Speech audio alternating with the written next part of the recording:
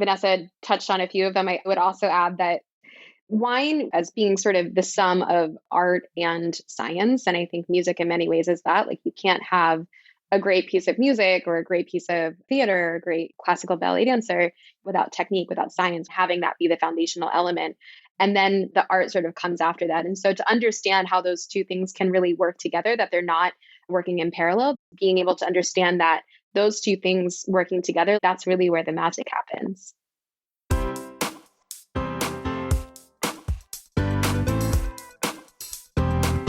Do you have a thirst to learn about wine? Do you love stories about wonderfully obsessive people, hauntingly beautiful places, and amusingly awkward social situations? Well, that's the blend here on the Unreserved Wine Talk podcast. I'm your host, Natalie McClain, and each week I share with you unfiltered conversations with celebrities in the wine world, as well as confessions from my own tipsy journey as I write my third book on this subject. I'm so glad you're here. Now pass me that bottle, please, and let's get started. Welcome to episode 119. Have you ever dreamed about ditching your day job and starting a career in wine? What do wine and music have in common? And what's it like to share a bottle of wine with the famous wine critic, Robert Parker? Our guests this week have those answers for you, plus lots more great wine tips and stories. And I've got a bonus for you in addition to this podcast. I'd love for you to join me for the premiere watch party of the video of this conversation that I'll be live streaming for the very first time on Instagram, Facebook, and YouTube next Wednesday, March 17th at 7 p.m. Eastern. The video will show you the pictures and other visual elements that we discuss in the podcast. I'll also be jumping into the comments on all three platforms as we watch it together so that I can answer your questions in real time. It's like the Netflix version of the podcast, plus you can talk to me and ask me questions as we watch it together. You can also see what other people thought of this conversation and the answers to their questions. In the show notes, you'll find a full transcript of our conversation, how you can join me in a free online wine and food pairing class, where you can find me on Instagram, Facebook, and YouTube live video every Wednesday at 7 p.m., including this evening and next week. That's all in the show notes at nataliemcclain.com/119. Now, on a personal note, before we dive into the show, at dinner last night at Stofa, that's a terrific restaurant in Ottawa, by the way, Miles and I were trying to answer the question, what three things could you not live without? Apart from the obvious like food, oxygen, etc. Well, I was quick to put wine on the list, of course, but it took me a while to think of the others, as many things really seem unnecessary or even frivolous when you think about it. I added my computer, eventually, since it's my portal to the world and all that I do, especially during the lockdown. And the third thing came along to me after my first, or was it my second glass of wine, which is my bed. I love to sleep and to nap, and it's so cozy. Sometimes I just don't want to leave it. How about you? What three things could you not live without? Let me know. Okay, on with the show.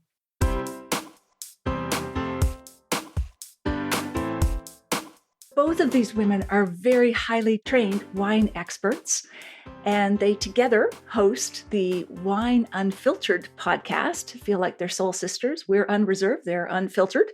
And they both work for the US-based wine retail club, Wine Access. So you can order directly wines from them, very popular club. Amanda McCrossin was formerly a wine director at several prestigious Napa Valley restaurants, where she worked with the world's largest collection of Napa Valley wines. And in 2018, she was named one of the Wine Enthusiast's Wine Star Sommeliers. Vanessa Conlin is head of wine for Wine Access, and she formerly worked at several of Napa's most prestigious wineries. She became a master of wine in 2020, and together they share some uncanny similarities that we're going to get into because they were both musical performers in New York City before moving to Napa. And they join me now. Vanessa, Amanda, welcome. We're so glad to have you here. Thank you so much, Natalie. Thank you. Great to be here. So, Vanessa, I know you're in Napa. Where are you logging in from, Amanda?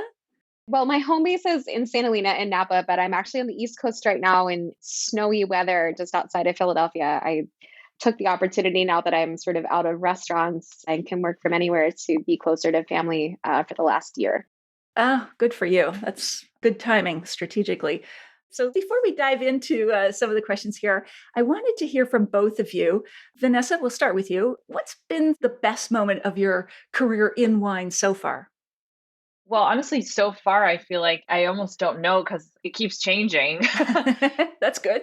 and evolving. So I don't know that I've had my best moment yet. I mean, I get excited every time I get to go to a new region that I've never visited or learn something new, which is one of the things that I most enjoy about wine is that there's no end to what can be learned. So who knows? But I mean, I think looking back sort of early in my career, just getting my first real retail job, just actually, walking in and interviewing and having that person actually think I knew what I was talking about enough to put me on the retail floor. This was in New York City. I thought, okay, I've learned enough that I at least fooled her for now. So that was the moment where I thought, okay, actually, I think I have a place here. I'm going to stay. That's awesome. Yeah, I think we all feel that anxiety when we first start into wine. It's like, oh my gosh, what am I doing here? There's so much to learn. And who am I to answer anyone's questions? But you have to dive in somewhere. Amanda, how about you? Yeah, Vanessa, that's such a good one because I think we all feel that imposter syndrome that never really truly leaves us. I don't know, maybe now that you're an MW, maybe you felt differently, but every now and then I'm still like, do I know anything?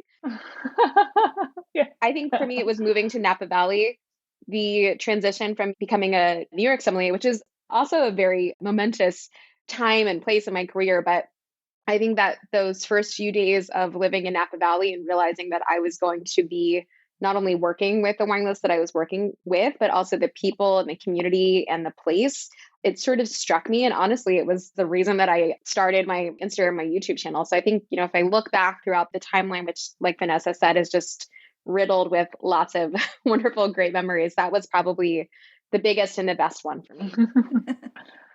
Okay, cool. Now, I meant to reverse this because I believe in happy endings, but I was going to ask you first, what have been the low points?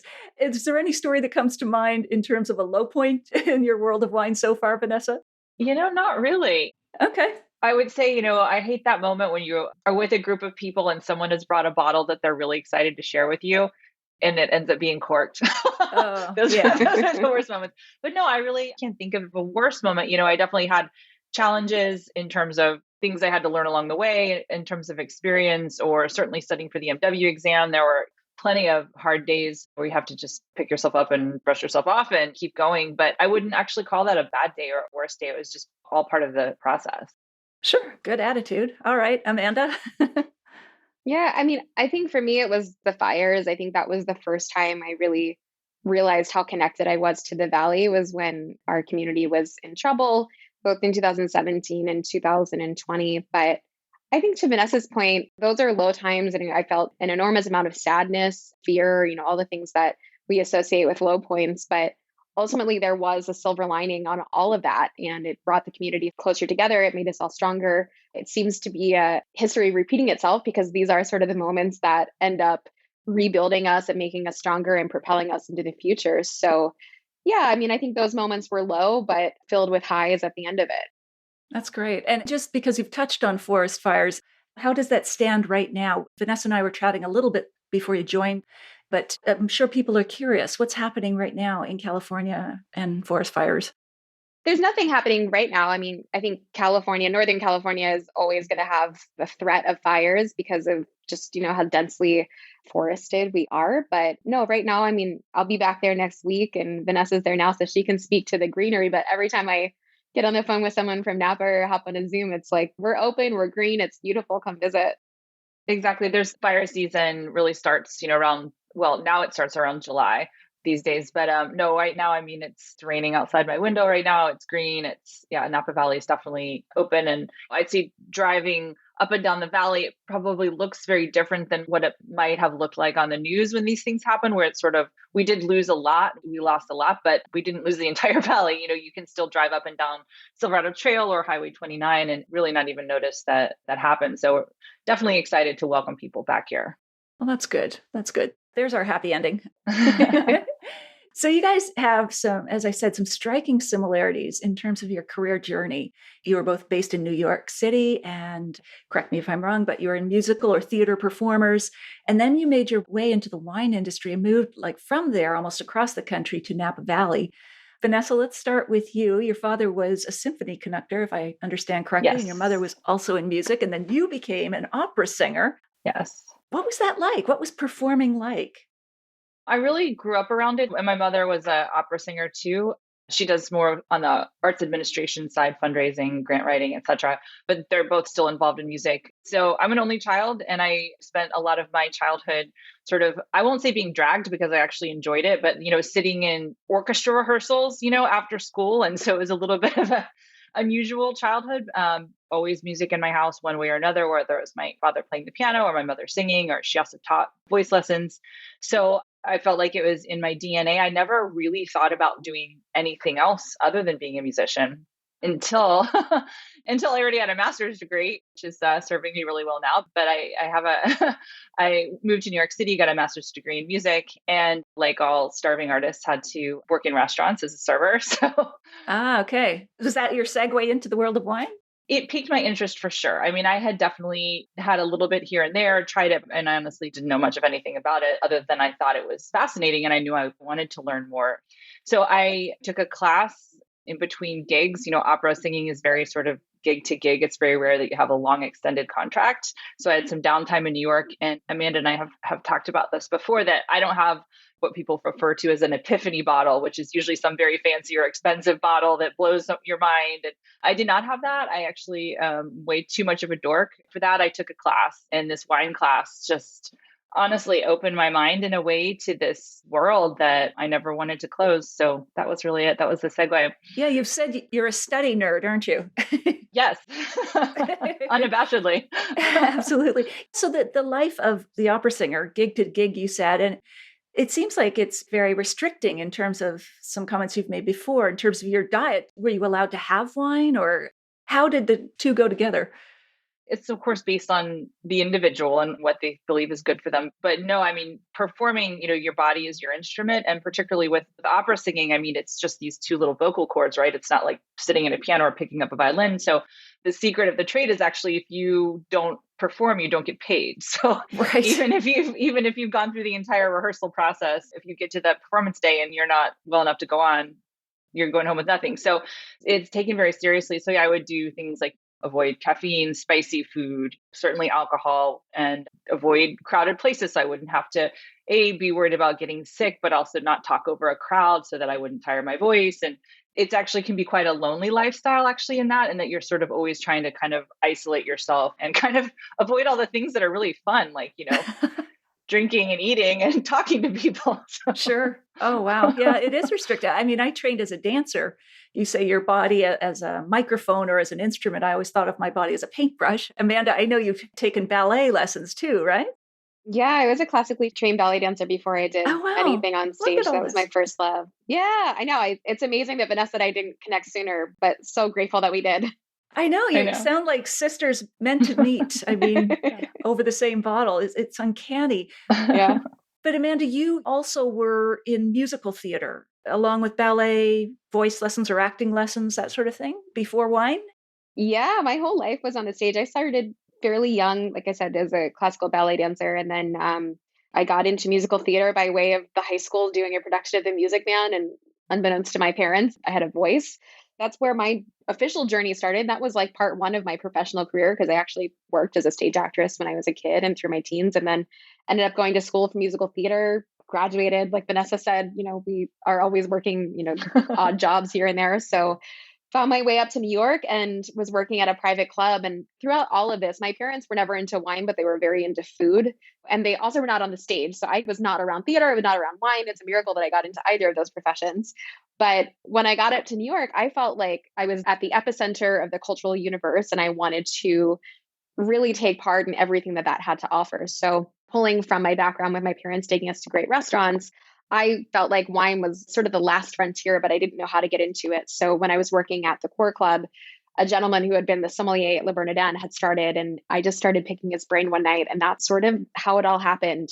He really opened a lot of doors and helped me enroll in classes and helped me get my first sommelier job. In what ways do the two of you think that wine and music are similar?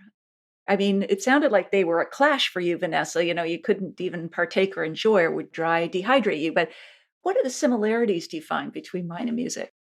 Oh, I think there are a ton of similarities. And what I referenced was really just trying to sort of stay healthy to actually be a performer. But in terms of the enjoyment of both, I often talk about how they're similar in that even the words we use, balance, harmony, there are so many things that we're saying that could be one or the other if you didn't know the context. But I think also they're both ways to kind of get in touch with your senses, in terms of feeling.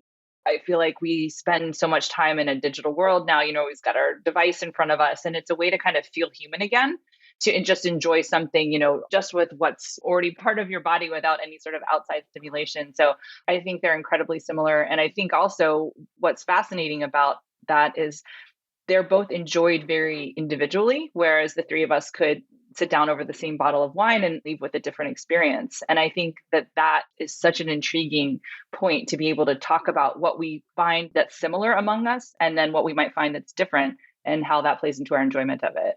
Oh, wow. Yeah, I love your comment about it sort of engages all the senses. Like, again, I default to dancing, but if I watch a ballet performance, I have a muscular response to it. Amanda, you might as well. Like when someone does a jeté, it's like my calves kind of do this. And I think sometimes wine can be like that too. And the more you understand it, the more you have a full-bodied, full sensory reaction to it. But Amanda, what kind of similarities do you find? Or do you think that beyond similarities, that music affects our perception of wine? Well, I mean, certainly everything's going to affect our perception of wine. I think it's one of those things that we can sort of take in with all of our senses. But similarities wise, I mean, I think Vanessa touched on a few of them. I would also add that coming from a theatrical background and Vanessa, music and theatrics, wine, we always tried to quantify to people as being sort of the sum of art and science. And I think music in many ways is that. Like you can't have a great piece of music or a great piece of theater or a great classical ballet dancer. You can't have that without technique, without science, without knowing the mechanism behind what we're doing and having that be the foundational element. And then the art sort of comes after that. And so to understand how those two things can really work together, that they're not working in parallel, they're sort of like working in tandem. I think for our creative brains, I think that makes a lot of sense. And I think that's where I find the similarities in wine is being able to understand that those two things working together, like that's really where the magic happens. I love that. I love that metaphor or the way you've put the science and art together. Do you think that there are also similarities in the intimidation factor between wine and maybe more so opera, Vanessa? I'm not sure, because people feel like they have to be experts first before they can enjoy it. I do. And you actually almost answered my question for me is I do think that there is a perceived barrier to entry, which shouldn't exist, doesn't exist, but that there is, I think, coming back to my sort of background in music and growing up with two classical musicians, this was something that we talked about a lot because, of course, classical music is struggling to stay relevant, to have new, younger people be interested. So we would often sort of brainstorm, how can we make this more accessible without changing the core of what it is? There was very much a perception, and I'm sure there still is, that you need to know something, that you're going to go in and look silly because you're not going to understand what they're saying, or, you don't know the background of the composer or the artist. And really, music was always meant to just be enjoyed by the people. Now, sometimes that was meant for the emperor, but that's another story. But really, it wasn't meant to be something that you had to know going in. It was meant to be entertaining, to bring people together, to inspire conversation. But that in itself is similar to wine, I find. And I remember this of myself before I got into wine, looking at a label, let's say something from France, and thinking, I don't know how to pronounce any of this, let alone what's in the bottle. So I do definitely think that there is some intimidation, but I know that Amanda and I feel really passionately about sort of breaking that down because, like music, wine is meant to be enjoyed, shared with friends. You certainly can get studious about it, spend a lot of money if you want to, but ultimately it's meant to be something that's just pure pleasure. Absolutely. And a lot of folks say they're demystifying wine. and making it more accessible. But how do you do that? I mean, I think that finding someone that you like to learn from, whether that's a book, a class, listening to something like this podcast or the Wine Access Unfiltered podcast, where we're talking about wine, watching videos. There's so many ways to digest information these days. Talking to someone at your local shop, honestly, just starting to ask questions, going to a wine tasting and asking questions. I think you just have to start somewhere, and you sort of start peeling back the first layer of the onion. And before you know it, there's a lot of knowledge in your pocket. So just taking that first step, I think. Yeah, that's the hardest, isn't it? Once you get a foothold, then it's got a grip on you, actually. Yeah. So, Amanda, do you remember the moment you decided to move from New York to Napa? That's a big move. What prompted that? I do. I actually just was talking about it the other day because I had a great conversation with Rod Berglund of Joseph Swan Winery over in Sonoma. And as I mentioned, I was working in New York as a sommelier, had a great job at a small restaurant with a really wonderful wine list, but it was sort of on the small side and a really focused wine list. And I didn't work with a team, and I knew that I wanted to. I think, how do you demystify wine? You just surround yourself with people that know more than you do. And that's the same for a sommelier. You demystify, you get better at it by surrounding yourself with people who are smarter, that know different things, that can teach you either through osmosis or will sit down with you. But I decided that I had wanted to expand my horizons and ended up connecting with Scott and Kelly at Press Restaurant in St. Helena. And I flew out there to do a stage. I had a conversation with them. Didn't really know what I wanted. I knew my lease was running up in a matter of about 2 months, month and a half, which if you've ever lived in New York, that's like a really critical moment in anyone's New York journey. Like, what do I do? So I flew out there. I staged for 2 nights, which means, I just went around the restaurant and sort of helped out with wine service, felt like if I fit in with the culture there and the people. And second night, Kelly sits me down at the bar and says, let's have some food, see if you like it. Let me open some wine for you. And she ended up opening a 1987 Joseph Swan Zinfandel. And for anyone who's ever been to Press, that like this cellar was just riddled with crazy, crazy back vintages of Napa Valley wine and, occasionally some Sonoma stuff as well.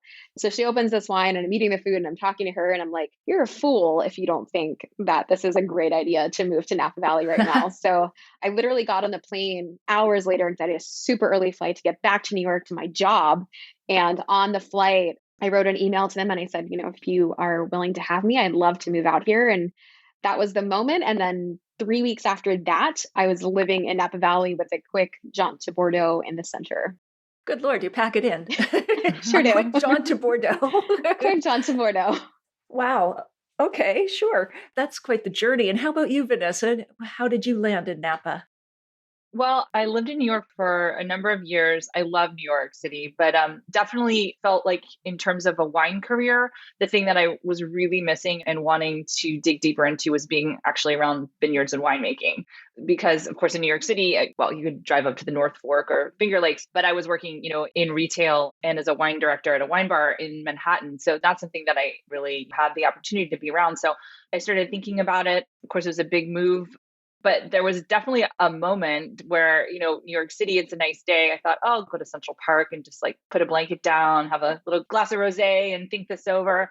And of course, it's a nice day in New York City. Every single other person has the exact same idea. So I remember getting there, like trying to find like a little wedge of lawn to put my, my blanket down on and sitting there. And like literally, I think within 2 minutes, I got hit by a soccer ball and a Frisbee. Oh, no. And I just thought, okay, like this is a sign. So I moved out. I did not have a job. I took a rental based on iPhone video that a friend took of it. So I had actually never seen it in person. So just kind of, took the attitude of like leap and the net will appear, moved out. And then there were plenty of jobs on, I'm sure you've heard of the website winejobs.com.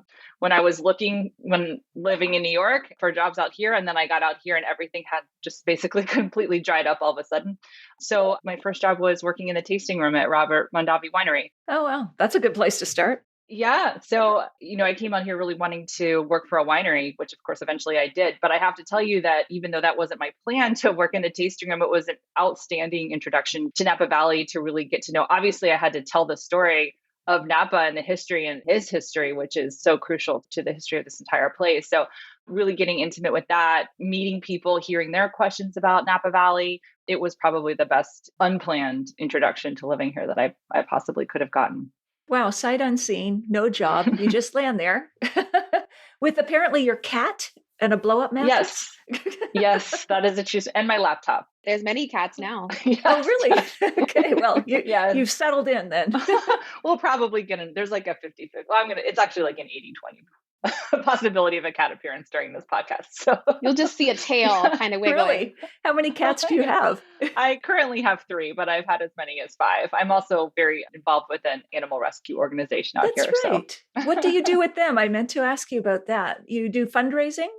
I do. Well, I've chaired, there's an annual fundraiser. It's a charity wine auction called Wineapalooza, which Amanda has also been a part of and will be this year as well. We're very lucky to have her. So I've chaired the auction in previous years. I'm co-chairing it this year, but then I'm also a board chair for the organization. Oh, very good. And do you name your cats after wine? No, actually, all of my cats are named after old movie stars. Oh, okay. Grace Kelly, Ava Gardner. We have Vivian Leigh. And then I've had Frank Sinatra and then also Scarface. Oh, right. That's the only great. non-actual person. It's the only character, but yes. So very good. Not wine. So for both of you, maybe Amanda, was it hard to leave musical theater? I mean, I know it can be nerve-wracking gig to gig, but I mean, that's quite a switch to just leave something you've been professionally trained in and started a career in and then over to wine.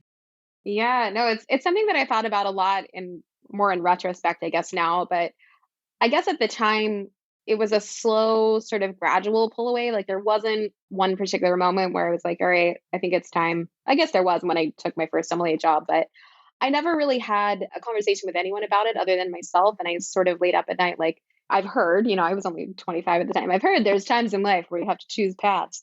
And so I was sort of at that moment. And I was like, I have all these great opportunities sort of coming my way. I've always wanted to see the world. I'm single. I want to travel. I want to eat. I want to drink. And as much as I love my job on the stage, and it was very much my career, I was like, I think this is maybe a time where you should just try it. See how it is. If you hate it, you can go back to it. You've got a degree and you know what you're doing on that side. Maybe it's time to try something new. But it was sort of like losing your first love. I had a deep, deep relationship with the theatrical world, and sort of leaving that behind was a little bit painful and I missed it. But I also sort of, one of the moments that I realized that I was like, maybe this is time to divert was when, I'd open the New York Times and instead of going to the arts section, I was going to the food and wine section. So yes. I think when you start realizing where your priorities are lying, you start to make decisions for yourself. That's a great way to put it. And Vanessa, your parents, you grew up in music. How did they react? And what were you feeling when you kind of decided to make that change? They were not happy at the time at all. They have come to really enjoy wine, and it's something that we enjoy together. But no, I think for them it was very difficult, just given that I had grown up with them as musicians, and they always viewed me as a musician. I think that they thought I was crazy to go into what even career is there in wine? Is it like bartending? What are you going to do? So I think they were just confused more than anything. They've definitely come around.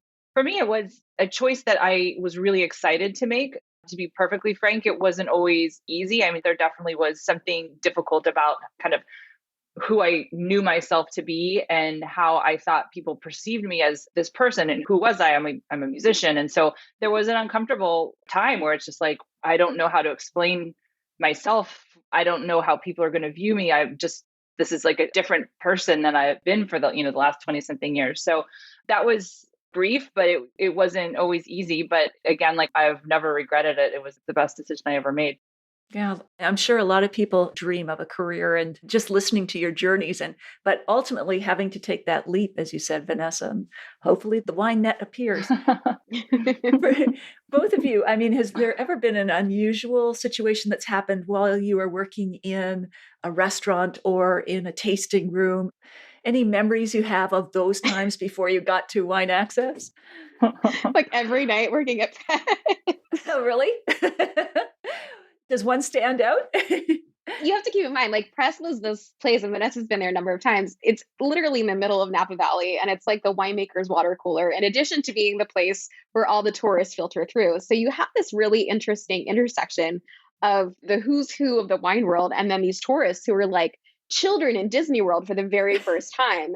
And that always makes for some very interesting stories. But, we had some amazing guests come through press, and I have been very fortunate to have great conversations. And in fact, that was sort of, at least on my side, the impetus for the theme of our podcast, which is to not have any wine professionals on there. We're just going to talk to some of the people that we might have interacted with at press that were not in the wine scene. But I mean, I think one of the most monumental nights was one of the very first times I met Robert Parker.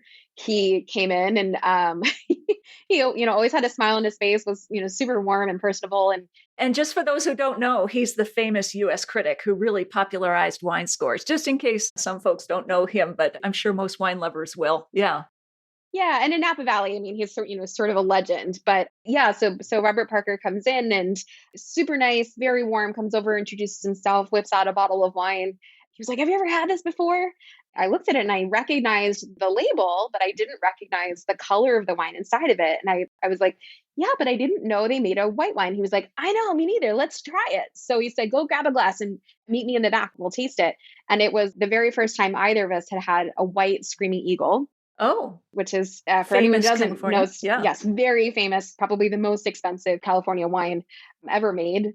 Didn't one of them go for like $500,000 a bottle at auction or something like that? Yeah, it was a large format that went at auction Napa Valley, and it was $500,000. Yeah. So, and it was the first vintage. So yeah, I think to date, the most expensive single bottle of wine ever sold. So yeah, my most wonderful memories is drinking white Screaming Eagle with Robert Parker in the private dining room of press.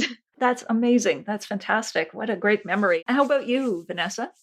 I feel like restaurants have all the best stories, actually, way more than retail. It has to be something at Mondavi, right? Yeah. I will just say, in terms of just sort of bizarre or puzzling, I do remember back in retail in New York, coming in the shop one morning, and I thought that we had been robbed because the window was shattered and there was like things just placed all over the floor, and I couldn't figure out what was going on. And then I realized that we had just recently brought in a sparkling wine. We had these display racks in the wall, and apparently it started re-fermenting. Oh. And a number of corks overnight had actually, shot out of the bottles, and they had exploded and basically wreaked havoc over one whole side. Luckily, this was at night when no one was in the store. But yeah, they can go as fast as bullets or whatever. I mean, they've been clocked at 90 miles an hour. Yeah, I can imagine. Wow. That's quite the experience.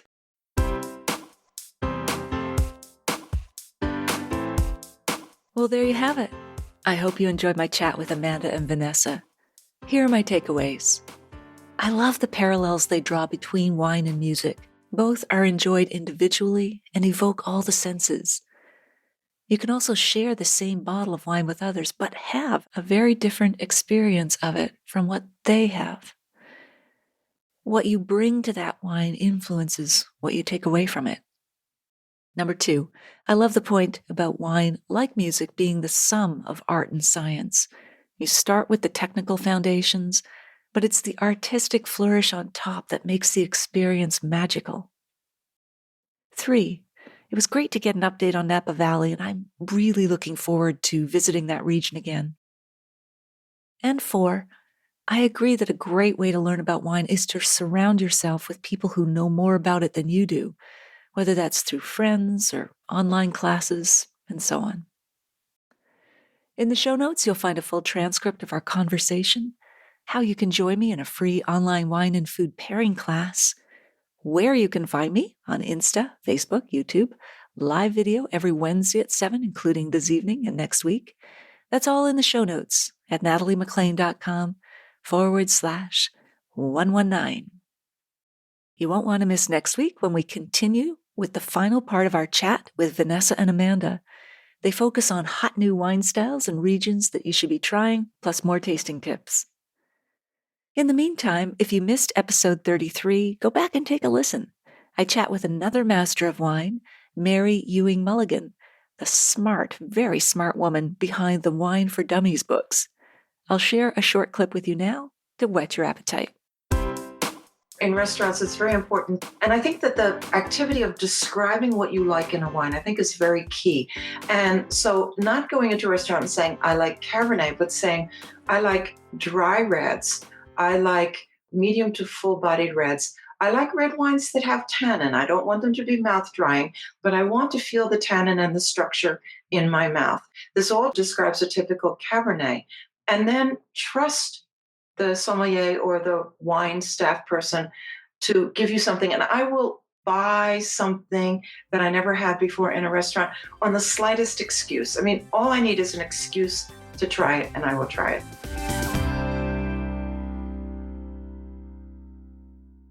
If you liked this episode, please tell one friend about it this week, especially someone you know who'd be interested in the tips that Amanda and Vanessa shared. Thank you for taking the time to join me here. I hope something great is in your glass this week.